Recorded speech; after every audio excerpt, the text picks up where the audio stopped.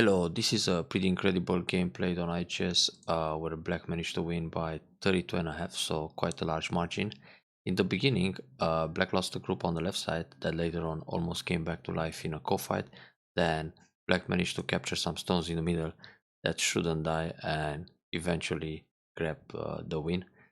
Quite an impressive performance here, so let's have a look. This game was pretty much of a roller coaster.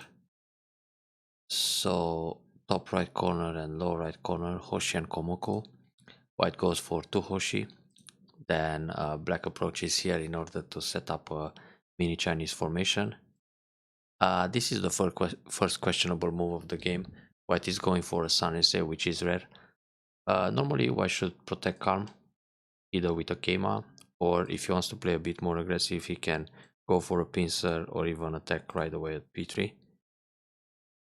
In general, Sun SA it's a strategy that Black is going to use, so it's a bit surprising to see that White took the 3-star points on one side. So here, Black can simply take the Shimari, like it happened in the game, the tight one. That's a fine option. Locally, Black can consider the double approach, Sun invasion right away, one space jump, F5, and then when White defends, extend back to L3. So this will complete the mini Chinese pattern, but also get this one to exchange in place to set up the Moe on the bottom side. That's an option too. Black can ignore. Well, in the actual game, Black simply take the corner. I mean, another option would be to attack the top left corner, so speed up the Fuseki this way. Many ways to continue, but nothing wrong with this P3. So White played the cap move. Now, luckily, Black can just go in the corner right away, C3, to see whether White will block the left side to set up the Moyo or separate and try to switch and expand the bottom side a little bit. But this makes the Sun SA look strange. Now D10 it's kind of wasted. So Black attack the top instead. Anyway, if Black goes in the corner, White will probably block C4. This will happen in the actual game too. So here White defends on the second line. That's also a little bit awkward. Normally White takes the Keima first, and later in the game if White gets a chance, he will also enclose the corner at D18. This is always the order. First protect the corner towards the side, and then add another move to secure the corner. Because when usually White is going for D18 to grab the second line point in the corner, Black can take the other point, C14. So now White is supposed to come out between the stones, then Black can peep and simply grab the corner, and now White is actually forced to use the wall and get something on the outside. But in this case, Black can also extend in front of the wall. So eventually White will have a wall that's facing Black stones on the right side and also lost the territory in the corner. So this is not a great result for White. Black could also extend right away for a base, and it's safer to extend to space jump, either like this or Ogema to step up to the fourth line. But when Black extends further, K17 or L17, this leaves an invasion point, so it's quite comfortable for White to jump in. Therefore, luckily to make a base, it's safe enough to play J17, and in order to punish White for going down, should play a double approach. If White is going for D14, then just fix a group on the left side, so even if White invades the top, Black got the compensation destroying the left side more. So anyway, the locker result should be good for Black in either variation. Now playing a little bit loose like this, L17 allows White an invasion in the top, but it's not that urgent. If you look all over the board, right now White should play either R10 or approach the top right corner. That's more urgent at this stage. So White invades, Black jumps, that's very good. Now White connects, or he was supposed to connect under at F18. At least this way, it's a good reason to use that D18 second line move. But playing E14, White obviously wants to build a big left side, and it's a little bit greedy. This leaves some space under.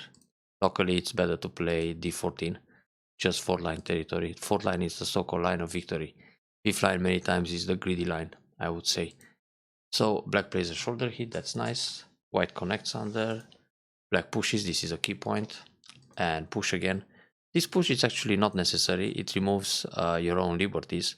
It's good enough to come back to protect like this. If white pushes again, now here, when black connects, this will end up gote, so white will split the right side, but black can actually push. Now when black pushes here, and white protects, black is already center and connected, and black can play the big point on the right side. The thing is, if white pushes in the top and cuts, black has the ladder, so black doesn't have to worry about the connection in the top. Now, if black plays g17 and white connects under, then cover, this would probably give an extra point to black in the top formation. But the problem is, white can also resist by going out. So when black turns, white can come out and try to split the groups and fight. So in this case, black should come back and cover, then white connects, push along, connect again, push here, and then there are some cutting points, so black has to come back and protect against the cut. Therefore, it's better to push right away at h16. Now, after the push in the corner, which creates some cutting points, this move is a little bit soft. So, let's see. Black is supposed to cut one time to create some agi in the corner, in which case, white will usually just extend back. If white plays an Atari like this, black goes out, and now it creates MI between capturing one stone here or one stone in the corner. So usually at crosscut, just extend, and now pull back at g17. Now when white connects under, black will cover, and there is still agi in the corner because of the cutting point. And if white resists, in this case, black can turn, and now white has to protect the corner by going down or connect solid. Because if white still wants to fight here, for example, Ane, to come out with the 2 stones and be able to fight, black can Atari once, push in center, and then catch the 3 stones faster. In fact, even go down to make more liberties. It's 4 against 3. So this would be a disaster for white. Let's go back to the actual game. So push here. Remember in the future to use the cutting points to your advantage. Now playing here, white pushes, then turns. Now white is seeking for the squeeze play with throw in and Atari from the outside and so on. So it's still good locally to play the push to prevent that Atari sequence. White will connect, and then a hanging connection in the top, or at least a solid connection. Actually, hanging connection is good here, so white will Atari anyway. But these 3 stones, black can discard. It's bigger to play on the right side. And when Atari, black can discard those 2 stones too. This will be a way for black to win tempo. So connecting here, white will happily squeeze, Atari all the way. In fact, on the first Atari, black should already give them up, because anyway, white is going to build all the territory in the corner. So if black takes a big point here, white captures those stones, and black takes another big point, black is going to build more moves, more points with the 2 moves, playing away, than to save the 3 stones or 4 or 5 stones in the top. They are only points, like 10 points total. Now answering all this Atari, it's painful. So I guess we can conclude the opening is quite nice for white, but it's still a long game. So Sun, that's very good. Now here the wedge, it's a bit too much. White can just play e4 right away, and black's answer will be the same, normally g2. Because when white plays the wedge, black goes Atari, white connects, and black has to protect the g2 or descend, like it happened in the game. So this push at e3 is just a wasted quadrat. I mean, this exchange can be skipped and kept in reserve for later. If black wants to capture like this, it doesn't work because of the ladder. So the ladder works for white, therefore it's impossible for black to resist this way. So Atari under. But the right shape, it's g2, because in this case, the follow-up from g2 is to jump j3 or to cut g5. Well, it's also okay to go down at b3, but in this case, white can play the peep at g2 in center. White doesn't have to block the left side right away and split the right side instead. That's more urgent. White has enough potential on the left side already. So white block, which gives center, and now black can grab the big point on the right side. So now black has the right side, white got the left side. Black has this lower left corner, but this kind of evens out the komi.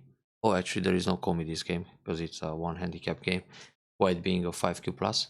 But anyway, in an even game, this will be komi, and overall, it's a pretty balanced game. So white cut here in order to use a nudge in the corner, but white didn't have to do this. White can play Hane on the first line right away, and the normal way to defend is c2. If black will block in this case, now white can use the cut at f2, and when black connects d2, white will take some profit on the outside capturing this stone. Now if black captures one stone, white can use Atari, Atari again, Atari one more time, and kill everything in the corner. Therefore, black has to pay attention whether to block at a2 or c2. c2 is the proper way to defend, and in this case, white is not going to sacrifice a stone like in the actual game, but white will play the peep and then go in the corner in order to continue pressing this group. So playing the cut gives some points. And now Hane. Now on the Hane, obviously white wants to play Atari d2 and capture. So black can play c2, and then white has an Atari on the outside, or an Atari this way, and then another Atari. But this is an Atari that black can ignore and escape to the side. So the forcing moves on f3 area are not so damaging, therefore black can play c2. Now when black captures right away, this is another option to defend. There is less ag in the corner, so now when white plays something here, black will block. And when white plays the Hane, normally locally black can block c2, even if black needs to accept another Atari. Black can also play c1 to defend the 3 stones, or connect d2 or d1 to create I shape. This is clear I shape on the bottom. But black can consider to sacrifice the 3 stones because it's much bigger to go on the outside at j3. So here when white captures 3 stones, they are 6, 7, 8, 9, about 10 points, plus minus 2. But on the outside, black can build more in this area. So it's worth giving up 3 stones to build the bottom box. And well, it's not always okay to follow your opponent, or in general, it's not so great to answer all your opponent's moves. So white still really wants to build that left side. And now black is picking up on the ag, because there are some counting points at c16 and b17, those Ataris. And black could actually use them to leave with a few points on the left. Now, playing this straightforward variation, black just dies inside. But here actually, black can think about Atari the other way, which anyway gives white an empty triangle when white connects, then Atari under, and push. Now this way, in order for white to resist in the fight, white needs to Hane and then double Hane. If white plays Atari and another Atari, black is already alive, and white still needs to protect in order to kill the original invasion, but black will just play away now. And then the group in the top, it's alive. So white will play double Hane right away. Black can cut first, connect. White needs to Atari or extend, and oops, that's a misclick. And then black will simply make I shape. So it's possible to live in the corner using the edge of those Ataris, and of course threatening to connect to c11. Playing this Atari doesn't seem to have much prospects for a life in the future for black, but later on a co-fight happened there, so that was quite interesting to see. But for now, black has to play away. That's quite ambitious. Normally, white can surround with a cap, and on this move, attach, Hane, connect. Black needs to connect also. And how's the liberty situation? Maybe I misread.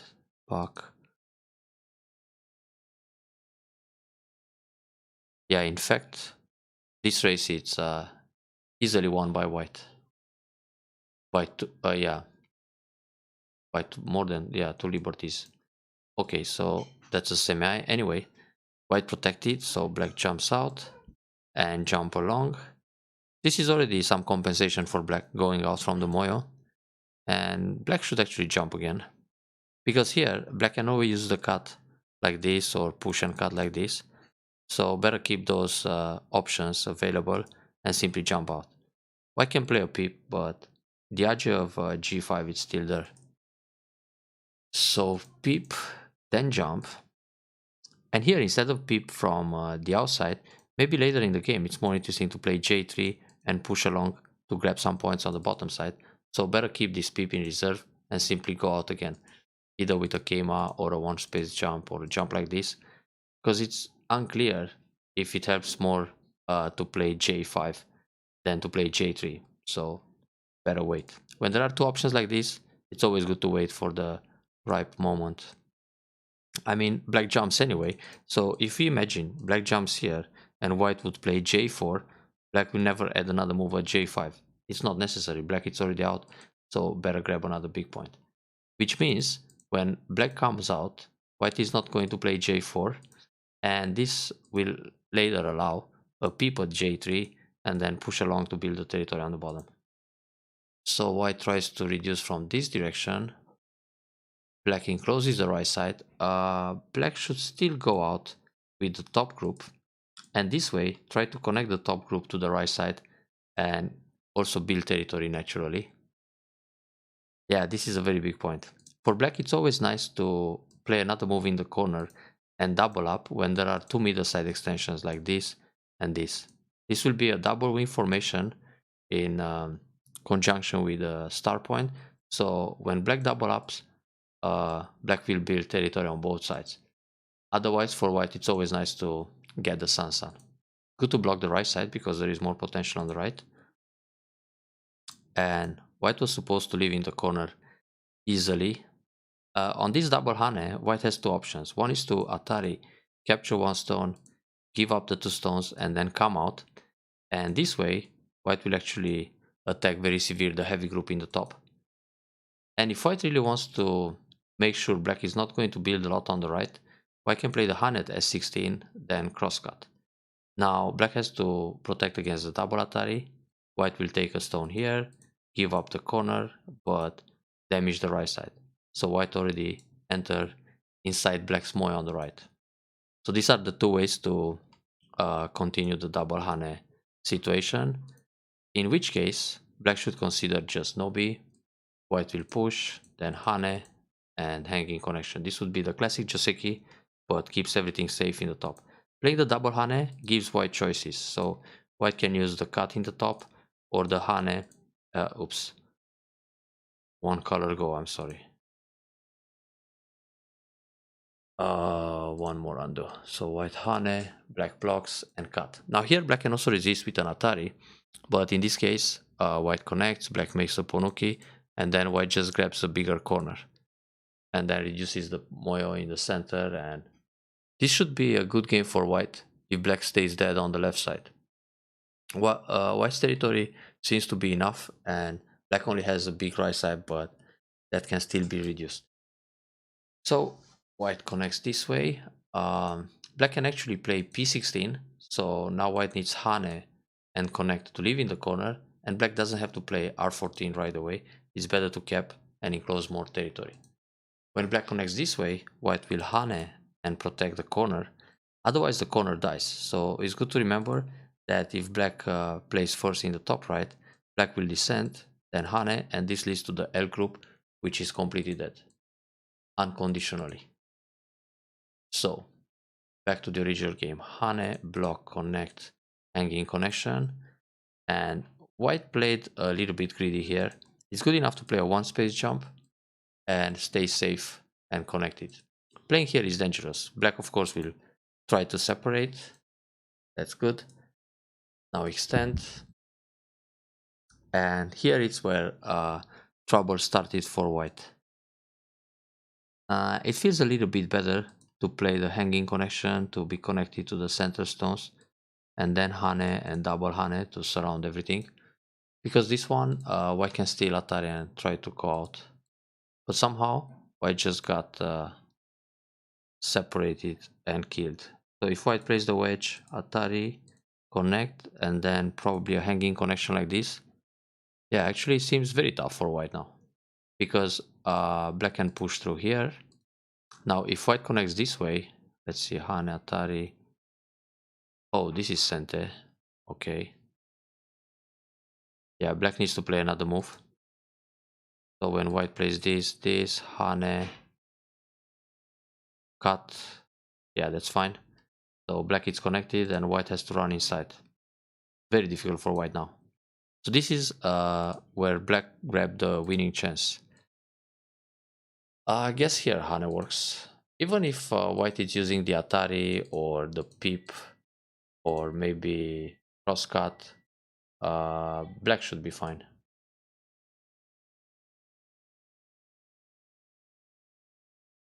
So painful.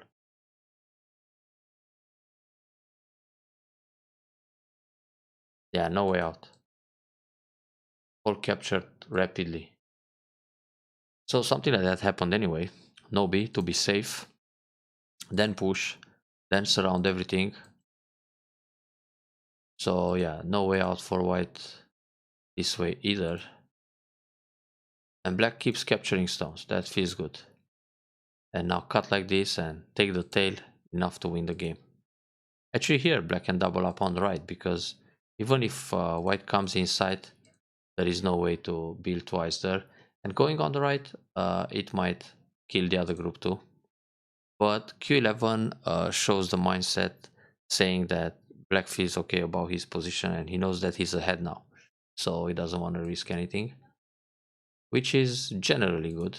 You don't want to play greedy when you're in a winning position. So here, white lost these guys, then the other group and a few more stones, everything in the center, and black managed to build a huge box and establish superiority. The normal move is to go up, because he's threatening a cut. When white connects, he's forced into an empty triangle, then a Kosumi like this to reinforce the corner or descend. Now there is nothing to worry about white trying to live inside. Playing this move, after black connects, the shape it's a little bit strange, but okay, still safe for now. Yeah, this peep was good.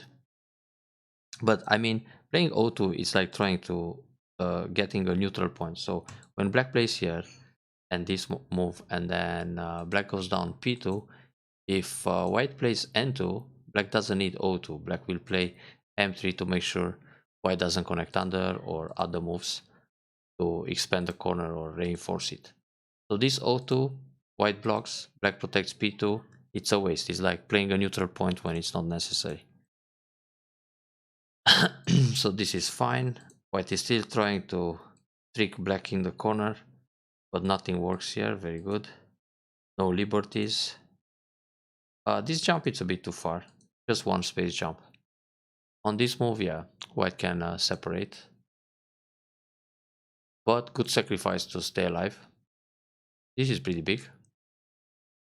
This move is just going to build an extra point. But actually it's a good move.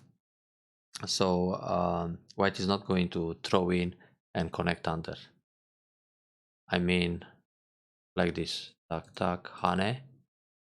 Where if black cuts, he puts himself in Atari, so black has to throw in, then Atari again, then connect, and now everything dies or it's a co-fight. This would be terrible for black. So yeah, go to defend, and then connect under, fine.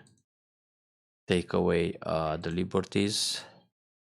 So black is winning big right now. And there's the co-fight in the top left. Actually here, it's good for black for white to capture right away, because when black plays b12, white can turn on this move, white will take away the ice, on this move, cut, and now there is no way to make twice. It's gonna be Miai between this and this. So white can actually kill unconditionally by capturing. If white tries, if black tries d2, white is not going to cut and fight the ko, but play the key point. Just hit the vital point, then reduce the space from the outside. And now there's only one eye in that area. So here it wasn't supposed to be a co-fight. And white can push first, then Atari.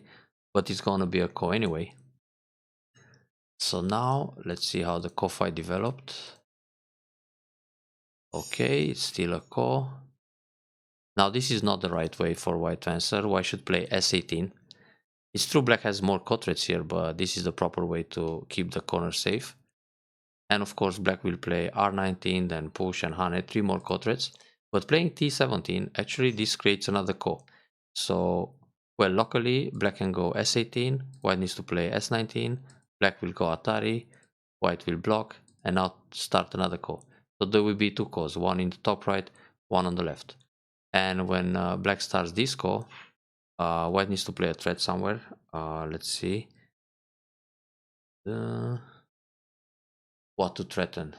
Maybe push inside here, or actually peep like this. Yeah, let's say black protects. Now when white takes this ko, black will take the other one. So when white eliminates the ko in the top right to come back to life, black will leave on the left side. So this way, black kind of leaves for free. Therefore, okay, black took the ko, white tries to kill, takes back the ko, and now black should play s18 as a ko threat. Now if white eliminates the ko on the left side, black can just go r19 and this group is dead. So if white plays s19, black will atari. Actually, well, black will take back the ko first. Now white will push, take back the ko, black atari, white blocks, take back the ko, white pushes here, let's say black answers, take back the ko, now take the ko in the top right. So it's a double ko. Which means this is really terrible for white, because when black takes here, white has to eliminate and black leaves. So this would be a much bigger win for black. Now like this, it's still possible to try some magic in the corner. And actually, it's good for black to play s18. White should leave with s19. It's true, black still has a couple of threats there. But playing q19, black will play s18. When white tries to make eyes, black can go down and white can block, because it's a self-atari. So white needs to capture one of the stones on the right or in the top. But here, black will push, so luckily this is only one eye. And even if black captures another stone, black can answer like this. When hane, black can push and then block. So on the outside, it's impossible to create another eye. And in the meantime, the ko on the left side is still running. So actually here, black had the chance to kill the top right without any ko, just s18. When white takes, double up, and that's only one eye in the corner. If white hane, play here. If white pushes, hane, block, keep everything safe and connected. There is no way to build another eye in that area because black is very strong. So the ko continues for a while, and probably here it's better to play atari than another atari as a ko threat. Anyway, black had a few more ko threats in this area. So connect, atari, fine. Connect, that's good, leaves less ko threats, another atari. And that left another ko threat. This is a move to answer. Atari, take. Now when white plays this hane, black doesn't have to block. It's bigger to take the life on the left side. Because on the left side there are 1, 2, 3, 4, 5, 6, 7, 8, 9, 10, 11, 12, 13 stones. That's 26 plus this one, which becomes a prisoner. 28, 29, 30, 31, plus a couple of points here. So about 35 points to leave on the left side. Now, when white pushes here and black just allows this reducing to happen, it's not going to be 35 points. It's more like a box of 10, 12 points. So black gains 20 points extra leaving on the left. In this case, it's okay to ignore the ko threat and take the life. Well, this way black kept the points here, but lost the 35 on the left. But anyway, black was ahead, so it didn't matter. But just as a matter of exercise, it's good to do it that way. Now it's better to play the throw-in, then Atari, and if there is another co-fight on the board, black has the cut and descent and turn and Atari, so 4 more co-threats just like that. But playing like this, when black cuts, white plays Atari, and when black goes down, white doesn't have to do anything, so black has only 1 co-threat instead. And here, black Black can try this move, then play in the corner, and then take the ko. Now when white captures, connect, take, throw in, capture. Oh, it's no more ko, sorry. So white can leave, yeah. Black needs to connect and white needs another move. Oh, white has to play here. But okay, it doesn't matter because white is 30 points behind anyway. So here there's a ko fight, and it's more interesting to play d1 because white has to protect at a2. Now start the ko in the top right. Sorry, not like this. Like this. It doesn't work to play this way because when white plays s19, black goes down and white can play Atari here. The liberty at p19 allows this variation. But if black plays s19 and white plays s18 for I shape, black will play r19 and white's only option is to throw in and fight the ko. Now there is no way to play Atari from the outside because it's a self Atari. So white has to fight the ko. And if white doesn't want to fight the ko and simply makes twice at s19 or s18, black will throw in Atari and catch 6 more points. So with this Atari, black kind of ruined that option to throw in and so on. Well, the group is alive. And here actually, black can block. And when white takes the liberty on the outside, capture the stone. So this will give an extra point. Like this, white pushes and black has to block. So the point at t10 disappeared. And black didn't start the ko in the top right. But well, it's good to know about that ko in the top right at s18, s19 for future games. Enjoy the review and keep on winning.